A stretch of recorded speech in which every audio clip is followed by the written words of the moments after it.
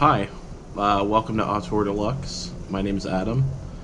I made this channel because I really enjoy writing on Letterboxd. I really enjoy watching movies, and I kind of want to fuse those hobbies together and do a little YouTube thing. So this video is going to serve more of like as a test run type thing, just to see if I have any idea what I'm doing, because clearly I don't. I bought a GoPro. I like talking about movies, writing about movies. I don't like kick flipping or climbing Mount Everest about movies. So the GoPro is probably a bad call, but it's too late now, and you're stuck with these extremely wide shots that will look like shit indoors. So yeah, this is going to be my Oscar prediction video.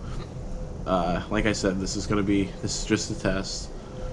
And I didn't even see all the movies, so if you're looking to this in like a Reddit kind of completist, like ADHD type, like I need to know what you think. I need to know what you think about all the movies. Don't look at it that way, because that's not what this is. This is just a quick take on what I think of the Best Picture nominees. So here we go. Number one, 1917. I watched about 25 minutes of this before I turned it off. I've never been so bored in my life. I found a bootleg of it. I probably should have watched it in theaters. Might have enjoyed it more. But yeah, this was very boring. I found it to be like a video game tutorial. It's before you get to play the video game, when you're like, just hand me the controller, like I want to play. You're showing me how to walk in trenches for 20 minutes. Very boring. I'm sure it probably picked up after I left off, but I didn't give it a chance. I knew the performances weren't going to blow me away. It's kind of like a one-trick gimmick. I like a good one-shot, one-take shot when I see it. I appreciate that. Of course, that shot in Children of Men. There's a shot in Atonement that is like way more entertaining than the 20 minutes of 1917 that I watched. But when that's the whole movie's gimmick, I gotta tap out. I was very bored. Don't care. The next nominee is Ford vs. Ferrari. Full disclosure, I didn't see that. No interest in seeing that, so no opinion on that. Next one is Joker. It was fine. It's fine. I like the way it looked visually. It looked old school. You could tell what they were doing the whole time. It wasn't really mind-blowing. Performances were good. The performance by Joaquin was really good, but didn't blow my mind. I didn't see it as this big political thing that everybody's losing their shit over. I just saw it as like a kind of okay movie with some violence, but nothing that really shocked me that much or had me in uproar. So it was fine. Next is Once Upon a Time in Hollywood. This one surprised me because I did not expect to like it. I didn't expect to even really see it, because I kind of tapped out with Tarantino after Django. It wasn't into Inglourious Bastards. Did not even see The Hateful Eight. Django's amazing, obviously. But, yeah, I kind of tapped out on Tarantino, like, after high school. So I don't know if I just kind of grew out of his stuff or just became less interested in his stuff. Jackie Brown is one of my favorite movies ever, though. But anyway, long story short, Once Upon a Time in Hollywood is very good. The performance by DiCaprio was really good. Brad Pitt's really good. Everybody that's in it is really good. Visually, I loved it. I loved how they captured that time. Just the color palette and just the way it was shot was incredible.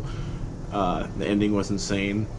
Because just when you think it's kind of a cool hangout, like, just kind of like a cool hangout movie, like some of the hangout scenes in Jackie Brown, then you remember, oh yeah, this is the Sharon Tate Manson thing, and that comes into play.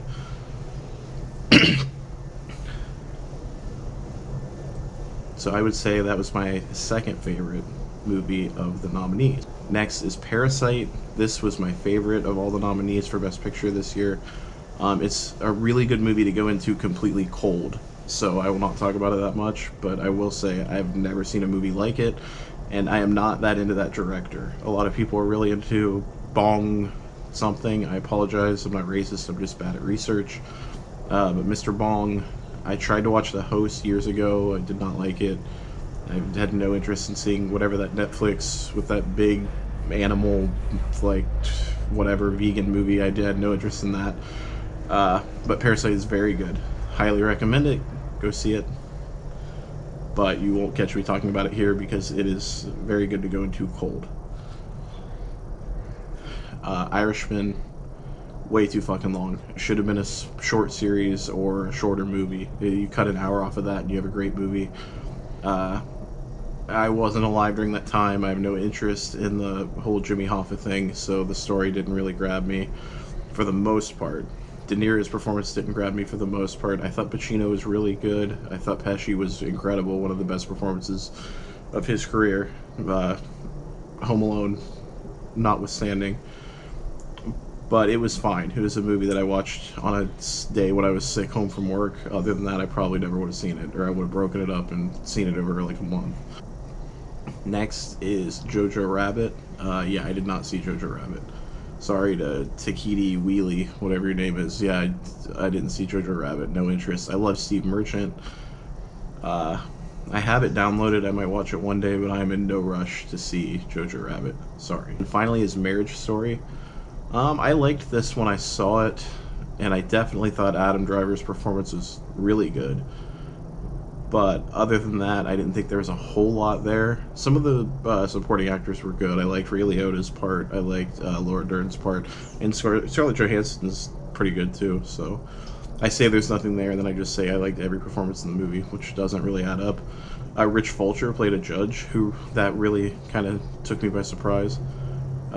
For those of you not into comedy or whatever, Rich Fulcher was on The Mighty Boosh. He was on Snuffbox. He was on that Andy Daly review show. He's been on all kinds of things, so to see him as a very serious judge character in Marriage Story it almost took me out of it. But yeah, Adam Driver's performance is good. A lot of the characters were kind of flat, though. You don't really care for any of them, which is kind of a thing with Noah Baumbach movies. So there's that. I definitely rooting for Adam Driver for Best Actor. I'm not rooting for Marriage Story for Best Picture. So there you have it. I apologize. And those are my thoughts on the Best Picture nominees. A day before. Like, we're literally... I don't even think there's 24... Well, yeah, it's like 3 now. So, little over a day. And then it'll be reviewed. Probably should have done this like a week or 2 ago. But, too bad. So, thank you, and let me know in the description... Or wait... I'll leave a link in the description, and you let me know in the comments what you think. Alright, thanks guys, bye. And girls.